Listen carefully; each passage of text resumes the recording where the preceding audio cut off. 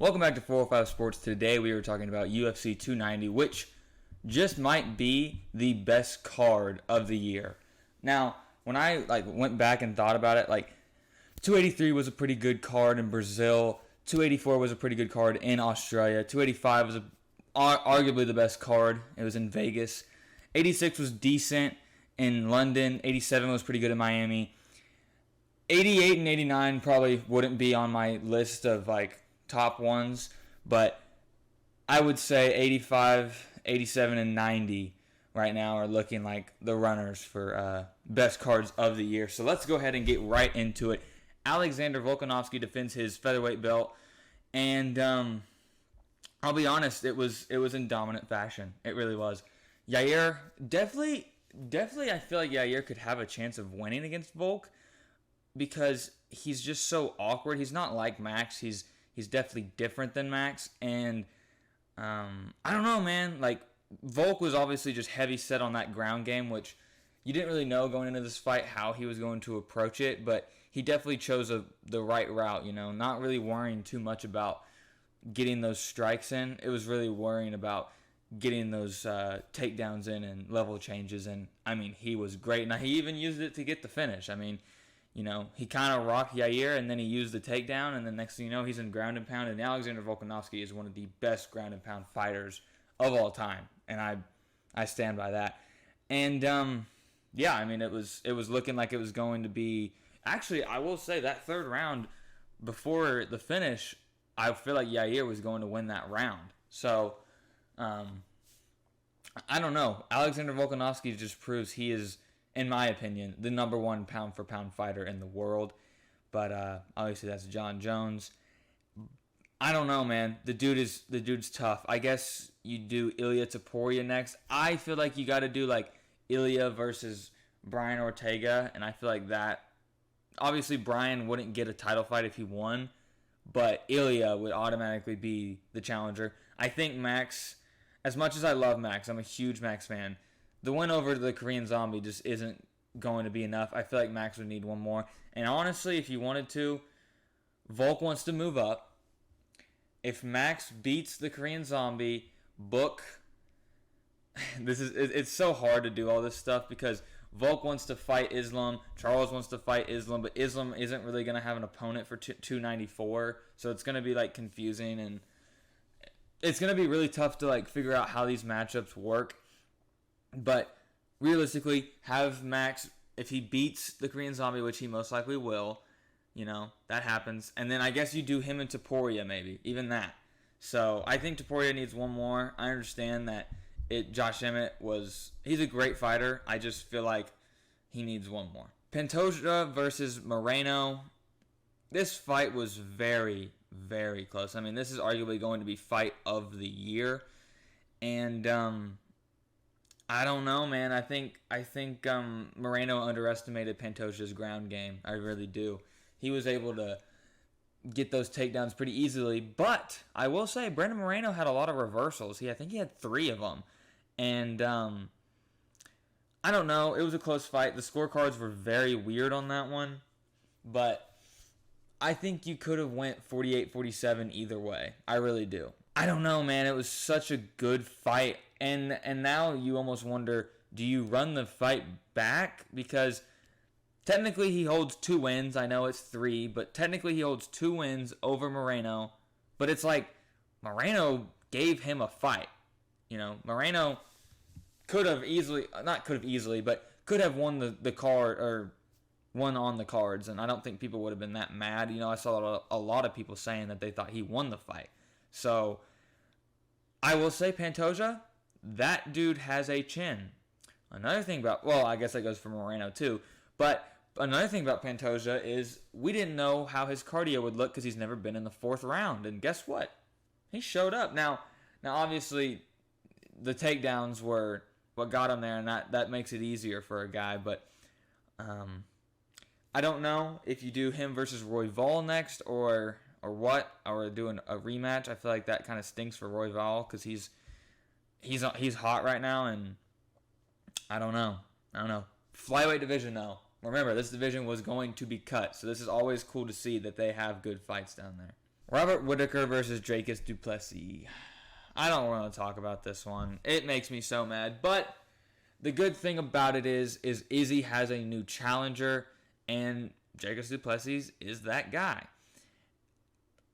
It's weird because I would have never expected this. This was the one pick in my parlay that missed. And honestly, if you told me that everything hit, but Robert Whittaker, I'd have said no way. Like if you would have just told me. Oh, it makes me mad. I didn't really care to see Robert Whittaker versus Izzy 3. I didn't care about it that much, but now you have a new challenger and it's very exciting. He definitely does look like he had a lot more energy in there. Now, obviously, he only got to like the second round, and it was halfway through the second round. So it's arguable to say we still don't know because, there could have been 17 more minutes with Israel Adesanya when they fight. So, I was impressed by du Plessis. He probably won that first round. I didn't look at the scorecards, but he lost like the first 3.5 minutes and then won the last 2. So it was a close first round, but then that second round, his jab was just hitting Robert. It was connecting left and right, and then obviously he got the finish, and it was definitely weird to see. Robert Whittaker hasn't lost in over 9 years except for those 2 to Adesanya, and honestly, Robert hasn't looked bad against anyone. He Cannonier, Gaslam, Vettori. I mean, what he did to Vettori at France was crazy. So it was kind of weird to see this, but I guess I have to give props to du Plessis, I guess I have to. I don't want to, but I guess I have to. I don't think this fight will go down at UFC 293. I think that's a way too quick turnaround. That's 9 weeks, and I just don't see it happening for Adesanya du Plessis. But I do think it'd be cool to put it on like 95 and MSG. But obviously, Israel Adesanya is such a big pay-per-view monster that they are not going to do Adesanya and John Jones on the same card. Here's another fight that honestly could be a fight of the year if you were to just talk about a 3-round fight.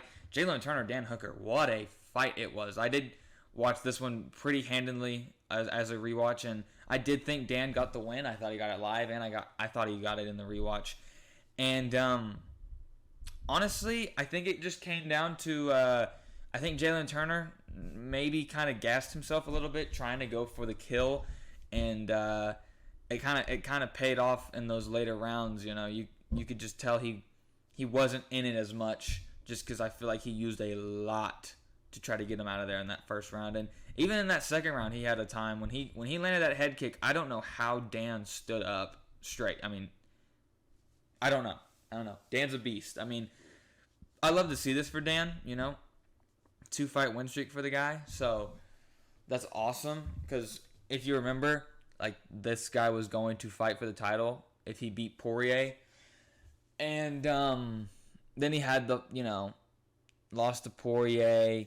He beat Nazarat Hempris, but then had a setback against Islam, which obviously was on short notice, but then the Arnold Allen fight, and then, So I'm happy to see Dan get this win. I guess apparently his next fight is already kind of not booked, but it's going to be Grant Dawson, who just got done last week against Damir Ismagulov. That's kind of a scary fight for Dan, but I don't know. I would like to see him versus Grant Dawson. It should be a good fight, but also Grant Dawson might be just shooting for days. Wow. Bo Nickal. Now, wow, I was speechless. Now, did I take the under of 3.5 minutes? I did. Was I confident in it? Possibly. I was like 50-50, but was I confident that he was going to knock him out in the first round with 38 seconds? Not at all. Now, he was looking for the level changes, but I think that was the game plan. It was like he was like, "Hey, I'm gonna dip down low and just throw these overhand bombs, and next thing you know, it's over." And a lot of my friends didn't want to take the under 3.5 minutes, and I said, "Guys, I promise it's going to hit." So if you combined his 4 first fights, it was 4.5 minutes, 4 minutes and 41 seconds. So now it's about little under 5.25. So This guy is legit. I don't know who you give him next. Maybe like a I don't know. Maybe like a Phil Hawes or something. Someone who's just borderline. I don't think you give him an unranked or a rank. I don't think you give him a ranked fighter yet. I think he needs one more. Because remember, this guy has fought five times. I just feel like he needs one more and then he's good. Because if Joe Pyfer hasn't gotten a ranked opponent, then Bo Nickal shouldn't get one either. That's just my saying. That's all I'm saying. But he is very good and is going to be very scary. Robbie Lawler. Shout out to Robbie Lawler, man. I'm telling you, I don't like these retirement fights. I don't like when we know that the fighter's going to retire because I would say about 95% of the time, it doesn't work. You know, Uriah Faber is a great example of that. It just doesn't work, man. And, wow. Robbie Lawler just, I don't know what else to say. I mean, those left hands, it was almost like he was prime Robbie Lawler, you know, which prime Robbie Lawler's all over the place because some of that was in Strikeforce and then some of that was in the UFC, but then some of it was in his early days and, you know, but this guy is, I almost feel like, I was kind of like, dang, like, I don't want him to win like that because I feel like he's going to want to fight again, but I want him to go out on top like that. That's a perfect way to go out.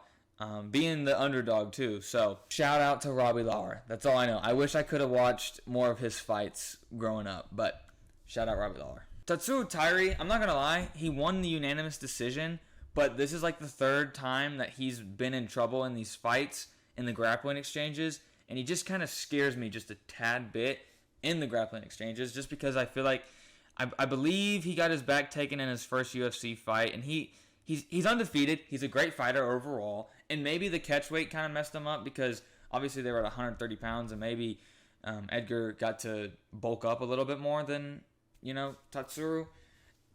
I just don't know, but he's a great fighter. He's great overall. Just sometimes I feel like he gets in too much danger. So that's just kind of my thoughts there. But he is going to be a great flyweight fighter. Okay, I'm not going to lie. I did not see this one happening.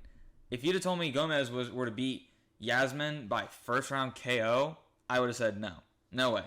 No way. I thought Yasmin was just going to win by decision and throw a good 100 punches at her. But I'm telling you, man, this card just proved more and more that it was a great card.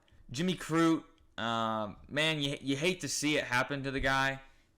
Like, not that I'm mad Alonzo Minfield won, but like if you talk to me in 2021 or even 2020, this guy was going to contend for the light heavyweight title, no doubt. And you know they gave him a huge jump in Anthony Smith, and then obviously he got his leg hurt at UFC 261. Then they give him Jamal Hill, which Jamal Hill is another beast, and he lost to him. He took some time off, came back at UFC 284. That was dating back from the Jamal Hill fight. Obviously had a draw because Alonzo grabbed the cage, and that ended up drawing the fight because Alonzo won the first two, and then Jimmy Crute won the last round and the point deduction from Alonzo, so it tied it. And then here at UFC 290, Alonzo just had the better of him, man. And not that I hate to see it for Alonzo, because I do feel like Alonzo could be a very tough fighter because that dude he is massive for one. But it just, you know, you hate to see it for a guy that was talked about being a title contender in a few years, and I think he's hanging up the gloves. So you just hate to see that. But shout out Alonzo Minfield. You know, should have got the win at 284, but he looked great at 290, and I feel like him and Khalil Roundtree would be a fun fight. Here's another light heavyweight that is insane. I mean, Vitor, he doesn't even look 205. Obviously, he's not 205 on Saturday, but like, how does he make 205? There's no telling because, he looked 230 pounds in there. Plain and simple, this guy has heavy hands and he's got a great ground game. He kind of reminds me of Almeida at heavyweight. So he's just a beast everywhere. Obviously, that's high praise, but he gives off that. He's got great striking. He's got great ground game. So I'm excited to see this guy at light heavyweight. Cameron Simon gets the win via KO, TKO. This was a late replacement for Terrence Mitchell, so it is always tough coming in as a late replacement. But Cameron Simon is going to be looking like a future statement at the bantamweight division, and I really want them to rebook him and Christian Rodriguez. Obviously, Rodriguez is off of a win against Raul Rosas Jr. at 87, and that was a huge win for him, so I really want them to rebook that fight. Maybe you can rebook it at the end of the year. That'd be kind of cool. But, yeah, he's going to be looking like a young, good fighter. He's only 22, so I'm kind of excited to see what he does in the UFC in these next few years. I can't even get over this card. This card was quite literally, I think, the best card of the year. But like I said, there is a lot of good cards. This year for the UFC has been a great, great year. And, you know, I don't even know. It has just been such a good year for fights. And I think it's only going to get better from here. And the UFC is just going to keep growing and getting better and better. You know, I don't see anyone touching the UFC unless Bellator gets sold to the PFL. You could have something there with the PFL and Bellator if they combined. You could have something there where they could challenge the UFC. But, man, the UFC is on fire right now. So, thank you guys for watching the video. Comment down below who you think should fight Alexander Volkanovski next. And don't forget to like and subscribe on the video. Thanks for watching. Peace.